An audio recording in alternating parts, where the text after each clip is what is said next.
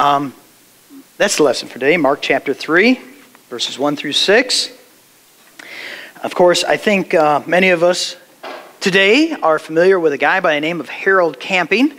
Harold Camping is an unknown man who has gotten national notoriety as the guy who has predicted the end of the world, May the 21st, 2011. What day is it today, Joey? Do you remember? Yeah, what's today? Did we miss the boat? What happened? Do you know that there are people, many people, who spent large amounts of money, who gave away money, who quit their job, who gave away their worldly possessions based upon this man's prophecy that the world would end yesterday? And the fact of the matter is, we learned in boot camp today, from the Bible, it says, if any person will make a prophecy and that prophecy does not come to pass, count that person a false prophet. This man, Harold Camping, did the same thing back in 1994. He was a false prophet. I can say with all certainty, why in the world would anyone listen to him? How important it is that we believe what's true. We all base every single action we do based upon what we believe to be the truth. The trouble is, some people believe a lie.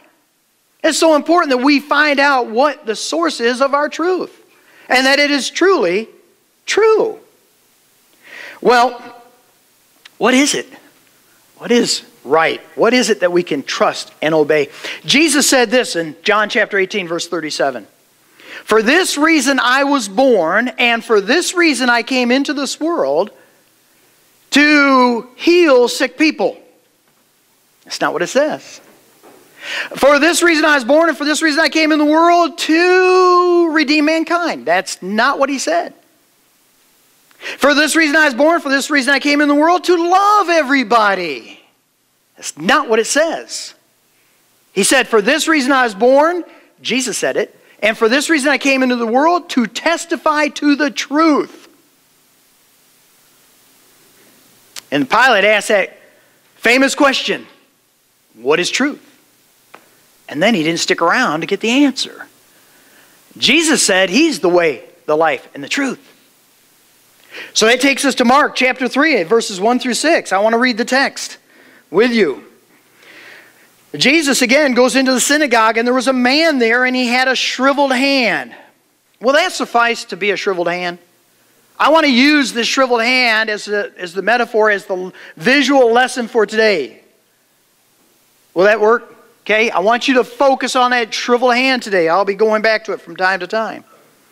Well, there were people there at church in the synagogue, and they were looking for a reason to accuse Jesus, so they watched him closely to see if they would heal this man on the Sabbath.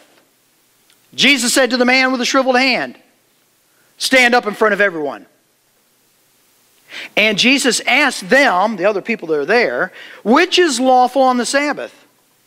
Do good or to do evil? To save a life or to kill? They remained silent. He looked around at them, check this out, in anger. And he was deeply distressed, or deeply sorrowful, or deeply he grieved. Why? At their stubborn hearts. And he said to the man, stretch out your hand. And he stretched it out. And his hand was completely healed. Then the Pharisees went out and began to plot with the Herodians how they might kill Jesus. I love this lesson today. Oh, this lesson, if I can get it out right, and it doesn't even matter if I get it out right. The Holy Spirit will get it out right, I guarantee you. And if you are receiving this lesson today with all humility, it will change your life. It will. This is just so exciting to me as I'm preparing all week, not only all week, but last week too, preparing for this lesson. and praying for the Holy Spirit to work in this lesson, it will literally change your life, as it changed this man's life in Mark chapter 3. Let's go back and look at the story. Let's go back and set it up so I'm sure that you all understand what's going on. First, we have to look at the critical. Let's look at the situation. Jesus is in the synagogue. As is his custom, he was obedient to the Father, and he was in synagogue every Sabbath and worshiping God. And while he was there was a man who had this withered hand. And there were also there people who were ready to accuse. And Jesus heals this man's hand. And what's the beef? What's the big deal? Why do these guys want to go out and kill Jesus now? Because he broke their tradition. Not the law of God. He broke their traditions, their way of life. And he healed that man's hand on the Sabbath. Was that a life and death situation, that hand? Couldn't it have waited till Sunday or Monday or Tuesday to heal? Why did Jesus do this? It's very important.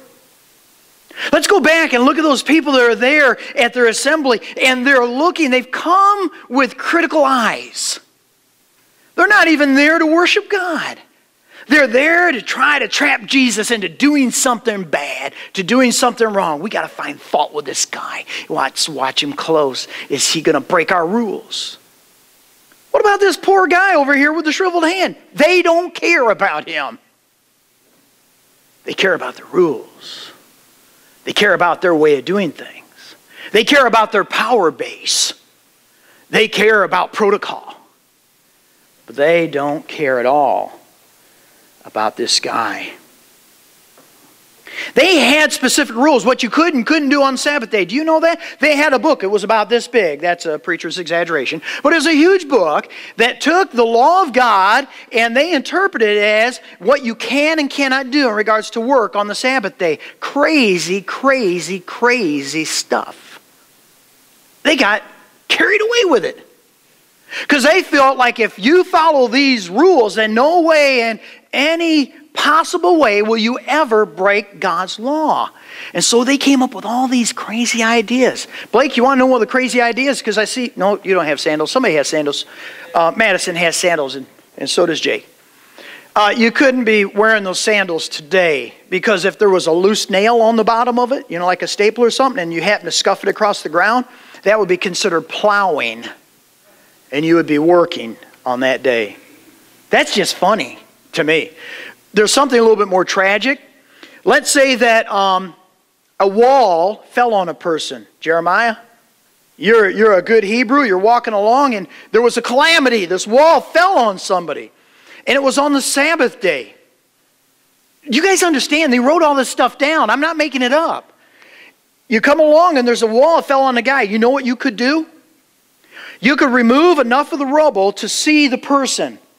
And if the person was a person of Jewish heritage, then you could go ahead and remove enough of the... Oh, by the way, did you catch that? Because if they weren't a Jew, you just leave them. This is in the Mishnah. If it was a Jew, then you could remove enough of the rubble just to get him out. And then you could only render enough first aid as to keep him alive. And that's all you could do. Wow. Isn't that amazing? So you had these critical people here, and they were more concerned about this huge, huge worship of their traditions and their laws and their rules that they had made up, more than they cared about this human being who was in need. And you know what? It made Jesus angry. How many of you, don't raise your hand. Don't raise your hand. How many of you think, though, that anger is sinful? It isn't.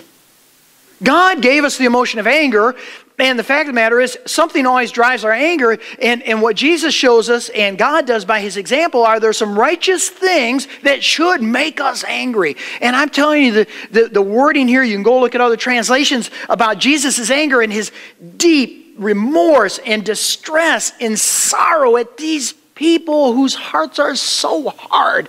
They don't care about another human being. Oh, Jesus just looked around and was so disappointed.